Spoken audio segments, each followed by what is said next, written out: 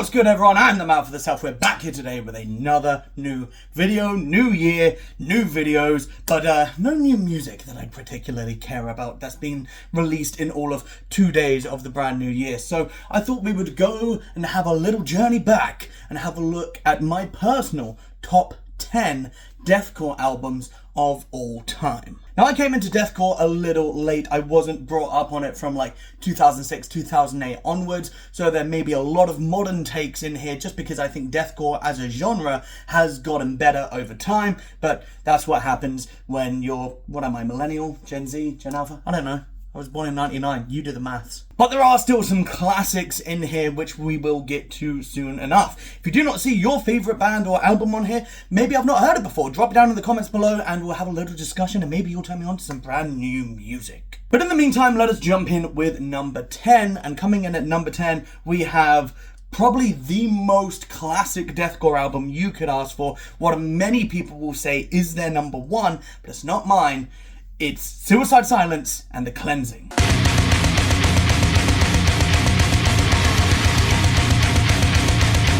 The Cleansing is Suicide Silence's debut album, and whilst it is absolutely brilliant, I love that the snare sounds like a fucking dodgeball that's just being bounced off a fucking PE floor. I love that so much.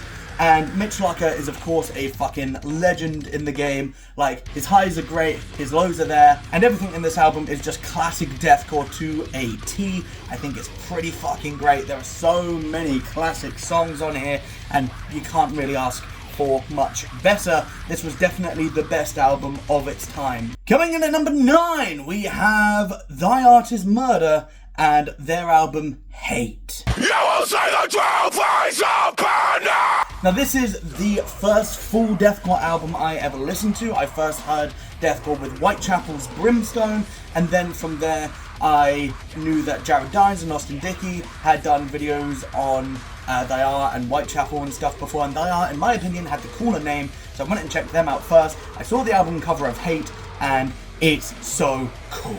The production on this album is insane. The guitar tone and the drums in particular sound like almost robotic and mechanical, and the whole album has this apocalyptic doom vibe to it, which I really fucking love. CJ's vocals on it are really, really good as well. This is back when he actually screamed as well. You know, you got a decent mix throughout his vocal range. He had the eerie, dissonant guitar work that's really been carried through into modern deathcore as well. Overall, I think this is just a banger of an album, and the album art is mwah, bellissimo. Coming in at number 8, we have Brand of Sacrifice and Lifeblood. I don't think I was as hyped for an album in 2021 as I was for Lifeblood, and this album fucking killed. I remember first hearing about Brand of Sacrifice because on the Dickie Dine show they showed a clip of the breakdown of Eclipse, and I was just like, what the fuck is this? I have to find more, and went and delved deep, went and found some stuff, and Demon King released a few months later. I did a reaction to it, and oh my god, I was so fucking hyped for this album. Still to this day, Demon King is one of my favourite tracks of all time, but there's so many bangers on there. Lifeblood, Animal, Mortal Vessel, opening tracks like I think it's Dawn. The album as a whole is just so good. It's modern deathcore done really, really well with some really cool electronic, synthy, choir twists, which I really, really love. And I love that's kind of become a staple of Brand of Sacrifice's modern sound. I think Kyle, overall, sounds great on this album. You get a real mix of everything he does, and his breathes almost have like a whistle tone to them. It's so fucking cool. Lifeblood is sick. Coming in at number 7, and this was a hard one to choose my favourite, we have Signs of the Swarm with Disfigurement of Existence.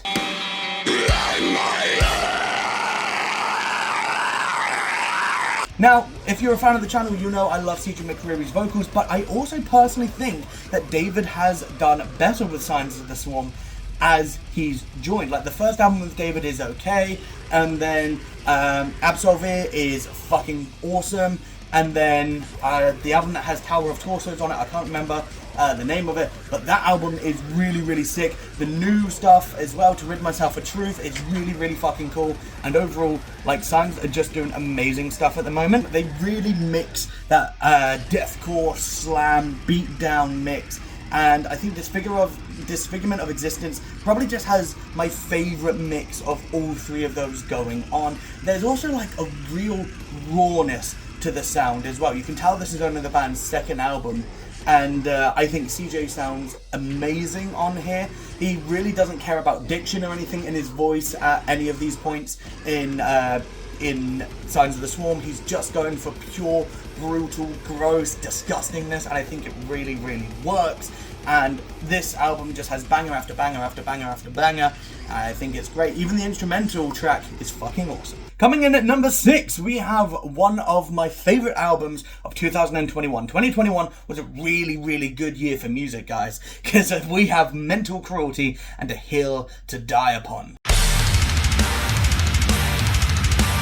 Now, all the controversy about Luca aside, I think this album is just really, really fucking cool.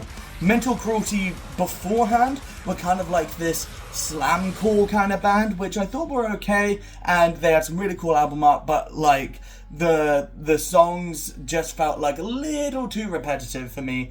But A Hill to Die Upon, they really just kind of looked at Lorna Shore's Immortal and went, yeah, we'll do that, but like a little bit more on the blackened kind of sense, if that makes any sense. Being a band from Germany, like the European black metal influence is clear, I think, and this album from start to finish does not have a skippable track. Tracks like Ultima Hypocrita, Abaddon, Eternal Eclipse, Death Worship, The Left Hand Path, like they're all fucking bangers. The instrumentation is so cool. We get like breaks for like some cool acoustic guitars. There's some really cool instrumental tracks like Fossenblatt, which has like this flowing stream going into it, which leads into A Hill to Die Upon. There's just some real awesome storytelling through instrumentation in this album, and I think Luca sounds really, really cool. The guitar tones are great. Danny's drumming is fucking insane. The artwork is really cool. I just think it's a great black and deathcore album from start to finish. If you haven't heard it, go listen to it. We're now into our top 5, and taking the first position in our top 5, we have Shadow of Intent with Reclaimer.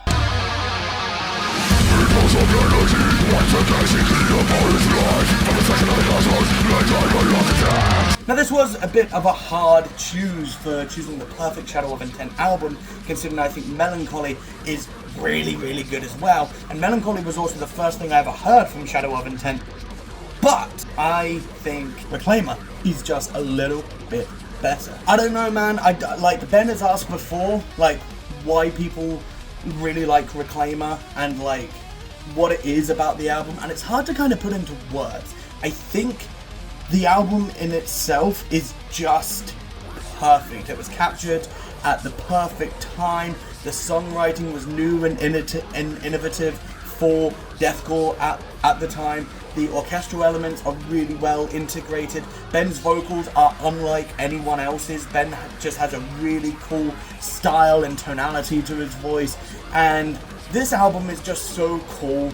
The features as well from Alex Terrible and Dickie Allen are really, really fucking sick. I love it. And there are just so many standout songs, but I don't think you can get a better opening to an album than the mixture between We Descend and The Return. I think they're fucking awesome. Coming in at number 4, we have one of the most important deathcore albums to me personally, and my favourite Chelsea Grin record, because Chelsea Grin have only been good since Tom Barber joined, and I will stand by that. We have Eternal Nightmare.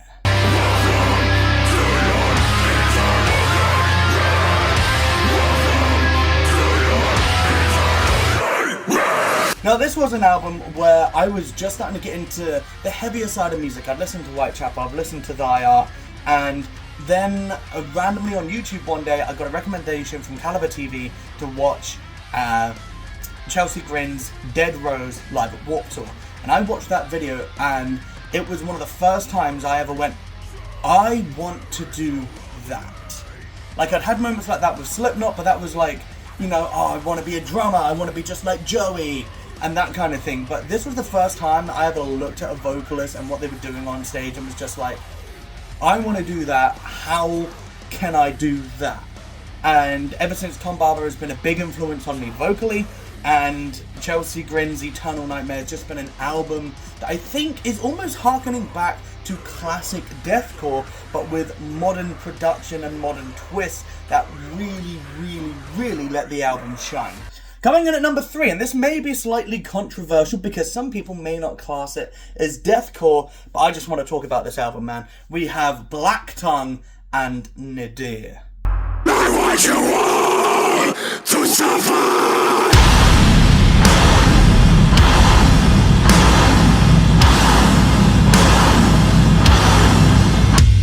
Now, I did a full album reaction to this album when I was going big back in 2020 during the pandemic, and I don't think I fully appreciated it the way I do now. Alex Tyan has been a massive influence on me vocally, and this album as a whole just has a vibe where I cannot listen to one song. If I am listening to like my playlist on shuffle and Second Death comes on, or Blackthorn Temple or something, I suddenly have to stop and I have to go and listen to Nadir from the Eternal Return to Ruin all the way to the end. Like this, I just have to do it.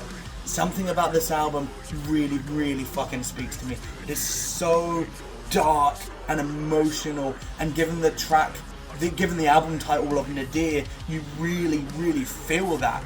The narrator that you follow in this journey of an album really is at his nadir, and songs like Parting Soliloquy and so many others, they just really, really put into perspective the story that's being told throughout this album. There are absolute ripping bangers like The Cathedral and like Second Death. The guitar tone on this album is something else that I don't think has ever been replicated or ever can be replicated. It is so evil and so heavy without just being stupid, down-tuned, white noise static, if that makes sense. This album is perfect. It is so poetically written in terms of its lyricism. The theming is amazing, and you can have lines like "past men gasping for air in the lakes of boiling piss, unable to drown, follow me down," that stick in your mind forever, and I fucking love this album. But there are two that I think are slightly better. Coming in at number 2, and it's only at number 2 for now because it's only been out less than a year, it is Whitechapel's Hymns in Dissonance. I bear the number 666.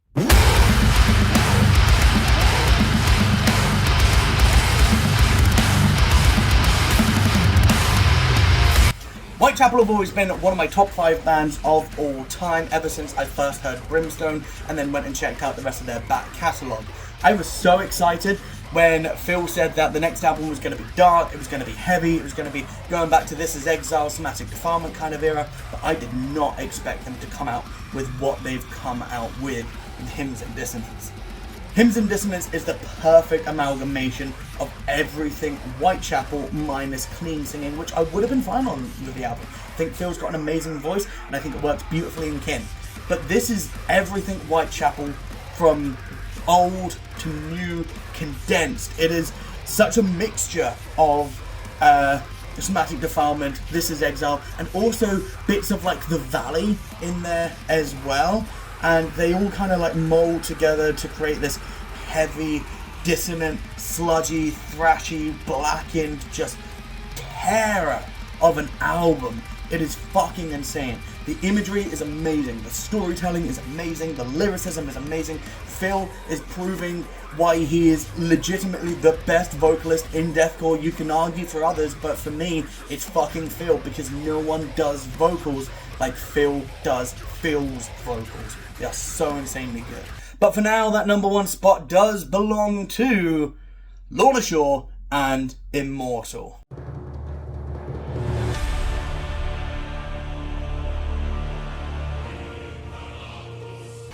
I don't think an album has ever got me through a tougher time in my life, apart from Slipknot's Point 5 The Grey Chapter, than Lorna Shore's Immortal did to me. This really opened my eyes and expanded my horizons and influenced me like no tomorrow. This album is perfect. Perfect, perfect, perfect. Every single track. Immortal, Death Portrait, This Is Hell, Warpath of Disease, Misery System, Obsession does not get talked about enough. Relentless Torment, like they are all fucking perfect. Like every single song is amazing. The themes, the music videos, the vocals. This is somehow the best performance CJ McCreary has ever done. And yes, he's done like lower and gnarlier and grosser synths, but the melodies he's able to carry forth in songs like Death Portrait, in songs like Immortal, in songs like Obsession are insane.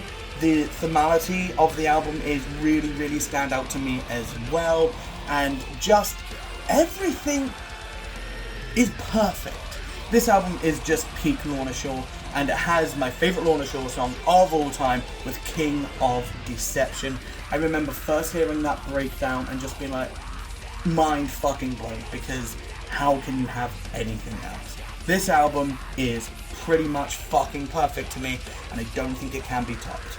So, those are my top 10 deathcore albums of all time. I have a metalcore albums version due to come out hopefully over the next couple of weeks or so. Let me know what you thought of my list. Let me know if I missed out any of your favourites. Again, drop them in the comments down below to get a conversation going, introduce me to some new music. But otherwise, thank you all so much for watching. You've been wonderful people. I've been the Malcolm myself. I will see you all in the next video. Thanks very much for watching. In a bit.